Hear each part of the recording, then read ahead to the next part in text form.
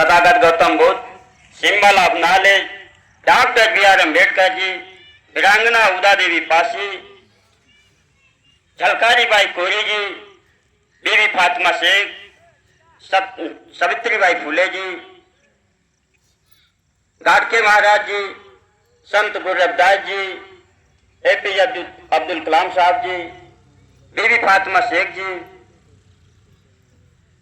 लाखन पासी जी, अवंतीबाई लोधी, मान्यवर कांशीराम साहब, इनके चरणों में मेरा कोट कोट नमन। साथियों, वास्तव में हमारे महापुरुषों ने जितने भी जन्म लिया और समाज की लड़ाई लड़ते लड़ते अपनी कुर्बानियां देकर चले गए और समाज समय समय से लोग आते गए और समाज को आगे बढ़ाने का काम किया। और बाबा साहब ने, जैसे इतिहास उनको जानते ही हैं, 4-4 बच्चों की कुर्बानियां देकर के हमें भारत का संविधान दे के गए। उस संविधान की बदौलत आज इस पूरा भारत जो नियम, थाना चौकी, कोर्ट कचहरी उस संविधान के तहत चल रहा है, वो बाबा साहब की दी हुई विरासत को हमको मिटने नहीं देना है। चाहे जितने भी मनवादी ताकतें लगा ले, वक्त और समय, आपने 1 जनवरी 1818 का इतिहास भीमापुरी गांव सुना होगा, जो 500 महल थे, 28,000 पेशवा को गाजर मूली की तरह काट दिए थे। वो इतिहास अभी हम लोग भूले नहीं हैं। सिर्फ हथियार छोड़ा है, हथियार चलाना नहीं छोड़ा है। इस वजह से इन सामंतवादियों को ये 1 जनवरी 1818 का इतिहास दोहराने का काम अगर नहीं मानते तो करेंगे। और सत्ता में बैठे तानाशाही, क्योंकि हमारे लोगों के पास, हमारे लोगों को, बहुजन समाज को सताने का काम करते हैं, बहन बेटियों को छेड़ने का काम करते हैं, रेप करने का काम करते हैं, क्योंकि शासन सत्ता में बैठे लोग हैं। बुजुर्गों को सम्मान न देकर उनको अपमानित करने का काम करते हैं। और आए दिन हर जिले में घटनाएं कहीं ना कहीं होती रहती हैं। अभी आज कल की घटना है लखनऊ की। एक बुजुर्ग हमारे एसी समाज का ही पासवान बिरादरी का था, वो मंदिर में बैठे थे, 70 वर्ष के थे शायद। उनके साथ ऐसी घटनाएं की, उस मंदिर में बैठने के कारण उनको मारा पीटा और वृद्ध अवस्था ही पेशाब छूट गई। और उस पेशाब को उन सामंतवादियों ने उस वृद्ध अवस्था से चटवाने का काम किया। इस हालात को बदलने के लिए हम सब लोगों को इकट्ठा होने की जरूरत है। अगर आज उस भाई के, उस बुजुर्ग के साथ हुई है, तो कल आपके साथ भी होगी, तो आप भी देखूं आपके साथ होगी, तो आपके साथ कौन खड़ा होगा।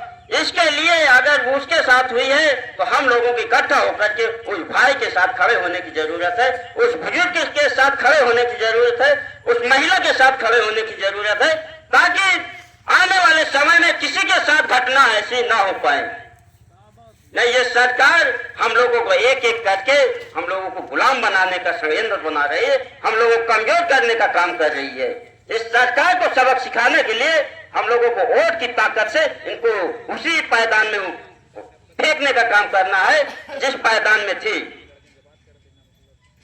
क्योंकि सत्ता में बैठे तानाशाही लोग भूल गए हैं कि वो समय था जब बाबा साहब या माननीय कांशीराम साहब ने 4-4 बार उत्तर प्रदेश की सरकार बना के गए, और हमारे लोग भी उस बनाए हुए अधिकारों को ये सोच रहे हैं कि अब हमें दिक्कत नहीं होगी। उनको भी सोचने की जरूरत है कि अब जब तक हमारी सत्ता थी, क्या आप लोगों के साथ कोई नजर उठा के देख नहीं पाते थे। आज हमारे लोगों के ऊपर आए दिन शोषण अत्याचार होता है, तो हम लोगों को इकट्ठा होने की जरूरत है। और बड़े भाई एडवोकेट चंद्रशेखर आजाद आज 10 सालों में 10 साल भीम आर्मी भारत एकता मिशन संगठन बना हुआ, और 4 साल की पार्टी एक सांसद उस पार्टी का बन के निकला हुआ। उस धरती को नमन करते हैं, जिस धरती से नगीना के बिजनौर की धरती से एक शेर को निकालने का काम किया है और पार्लियामेंट में भेजने का काम किया है, जो हक अधिकार रोड से लेकर संसद तक आवाज उठाने का काम करते हैं। तो साथियों, उस इतिहास को हमें भूलना नहीं है, इतिहास को दोबारा दोहराने का काम करना। शासन सत्ता में अपने लोग जाएंगे तभी जाके हक अधिकार बच पाएंगे, इस संविधान की रक्षा सुरक्षा हो पाएगी। क्योंकि हमारे लोगों के ऊपर उस तरह भाषण नहीं दे पाते हैं, क्योंकि हम लोग सीख रहे हैं, क्योंकि सीखने की कोई उम्र नहीं होती, न पढ़ने की कोई उम्र नहीं होती है। तो हम लोगों को ज्यादा से ज्यादा अपने लोगों को भीम आर्मी आजाद समाज पार्टी के तहत मजबूत करने का काम करना और भाई एडवोकेट चंद्रशेखर आजाद के कामों को बताने का काम करना है।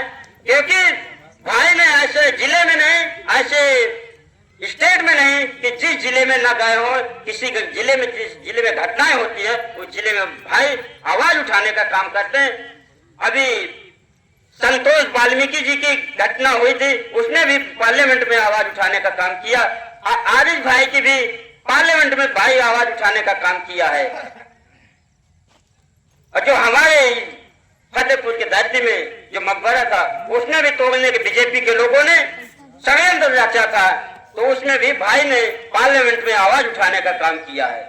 तो ऐसे नेता अगर हमारे 10-20 नेता पहुंचेंगे तो वास्तव में हमारे समाज की लड़ाई लड़ने का काम करेंगे और ज्यादा से ज्यादा और हमारे हक अधिकार बचाने का काम करेंगे और हमारे लोगों का हौसला बढ़ने का काम करेगा, हमारे लोगों को न्याय मिलने का काम होगा।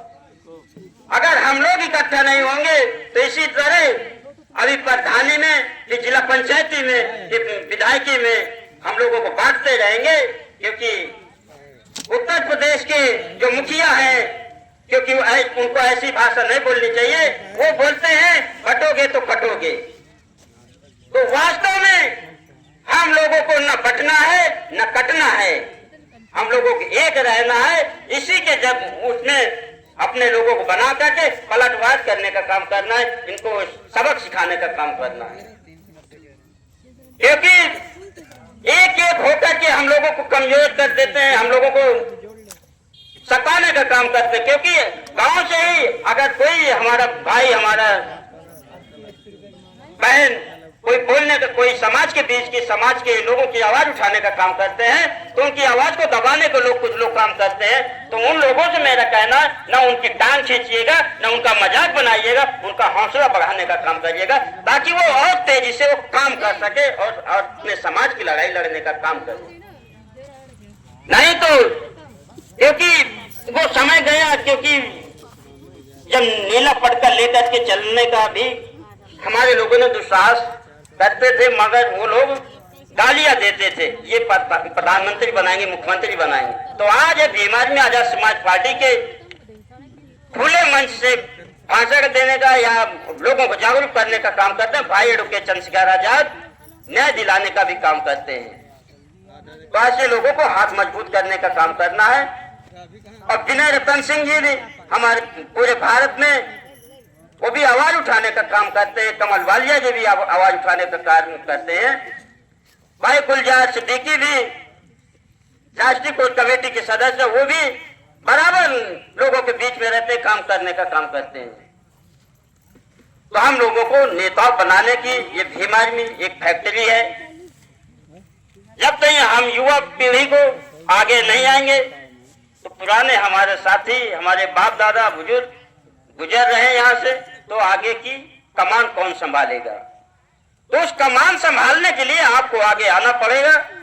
आपके भाई की, अगले भाई की कुर्बानी भी हो रही है, समाज के खातिर उसकी कुर्बानी भी देनी पड़ेगी हम लोगों को। तो उसके लिए भी हम लोग तैयार हैं। तभी जब तक कुर्बानी नहीं होगी तब तक आजादी हमको नहीं मिलेगी। क्योंकि हमारे उस आजादी में बहुत से मुस्लिम भाइयों ने आजादी कुर्बानियां दी थी और हमारे एससी समाज में भी बहुत से लोगों ने कुर्बानियां दी, तब जाकर के हमारा जो भारत आजाद हुआ था, ये देश आजाद हुआ था। तो हम लोगों को अपने मिशन को आगे बढ़ाने का काम करना, बाबा साहब माननीय कांशीराम जी के विचारों को आगे बढ़ाने का काम करना है। और एक बात याद रखिएगा, वोट और पौवे में बेचने का, दारू और पौवे में वोट को बेचने का काम मत करिएगा, नहीं आने वाली पीढ़ी आपकी फिर वहीं जाएगी। जैसे हमारे बाप दादा थे, ऊंचे चबूतरे में नहीं बैठ पाते थे, ऊंची खाट में नहीं बैठ पाते थे, कुर्सियां भी नसीब नहीं थी उनको।